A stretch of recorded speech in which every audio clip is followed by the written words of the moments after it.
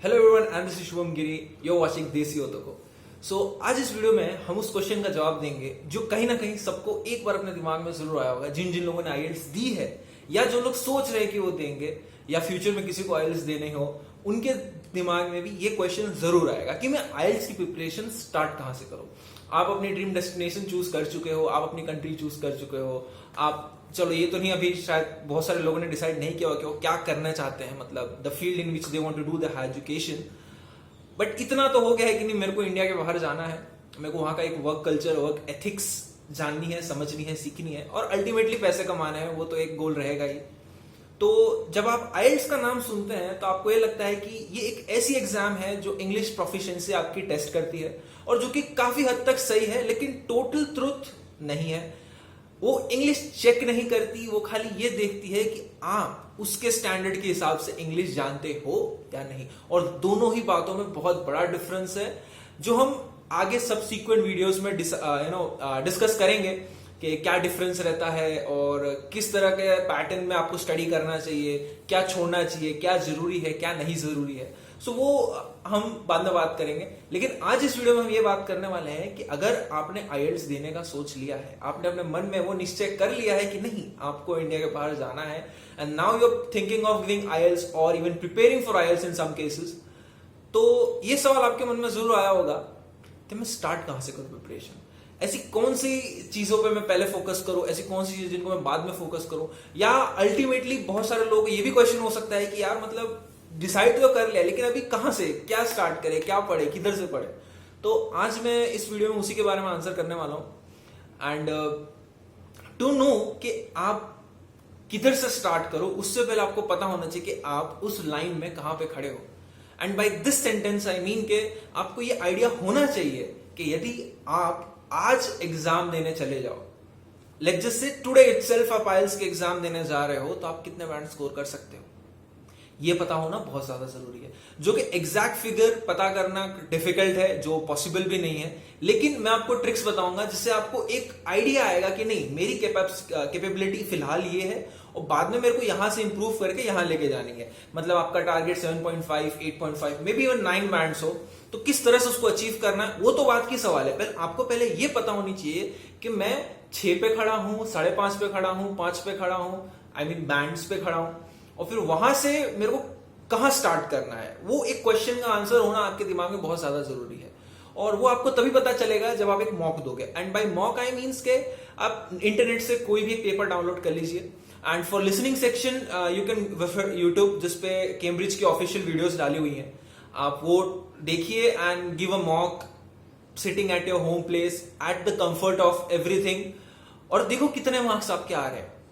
अगर आप 50% से ज्यादा स्कोर कर रहे हो, 50 से 60% के अराउंड आप स्कोर कर रहे हो, तो आप 6 बैंड अराउंड आराम से ला सकते हो।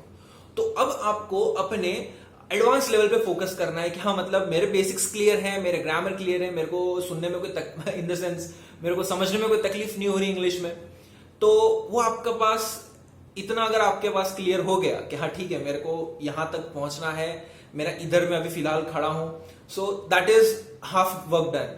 Same is the thing for reading. आप रीडिंग के लिए भी एक मॉक दीजिए, कोई भी एक पेपर डाउनलोड कर लो। आईएलटीएस अपने ऑफिशियल पेपर रिलीज नहीं करता है, लेकिन बहुत सारे वेबसाइट्स पे आपको कोई ना कोई डिटेल या कोई ना कोई सैंपल पेपर, या शायद ब्रिटिश काउंसिल की साइट, शायद क्या ब्रिटिश काउंसिल की साइट पे ही आपको मिल जाएगा एक सैंपल पेपर। अगर आपको देखना है कि आप कितना स्कोर कर सकते हैं, तो आप एक वो पेपर जाके दीजिए और आपको एक अंदाजा लीजिए कि आप कितना स्कोर पा रहे हो। उसमें 40%, अगर आप रीडिंग में 40%, 50% के अराउंड भी स्कोर कर रहे हो, तो आप 6.5 बैंड के अराउंड आराम से पहुंच सकते हो।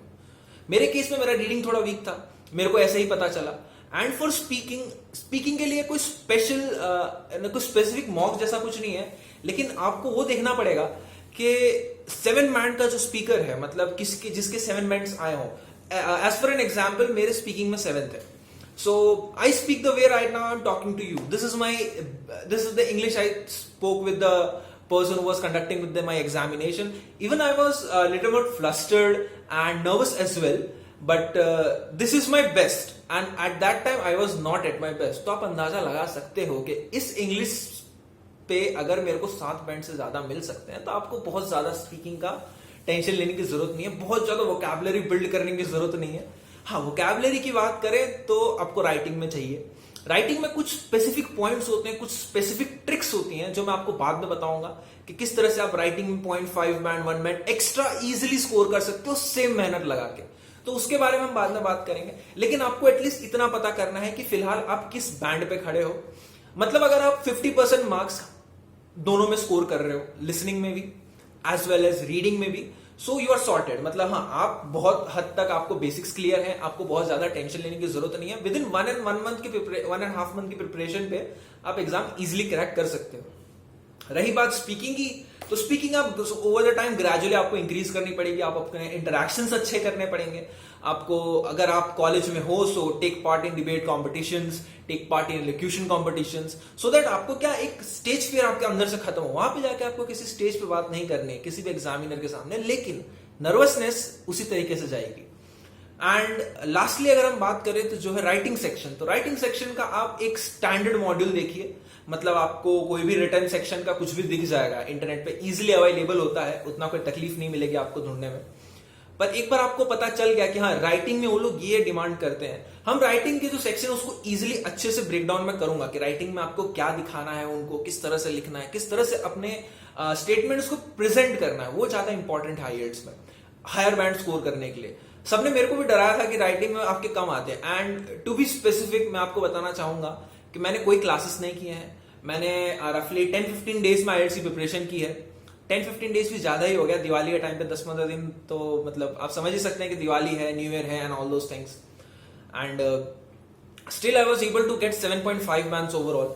तो मेरा एक्सपीरियंस मैं आपके साथ शेयर करूंगा कि मैंने क्या किया राइटिंग सेक्शन के लिए, क्योंकि मैंने बहुत ज्यादा प्रिपरेशन नहीं की थी राइटिंग के लिए, लेकिन मैंने कंसाइज प्रिपेयर किया था, लेकिन परफेक्ट प्रिपेयर किया था।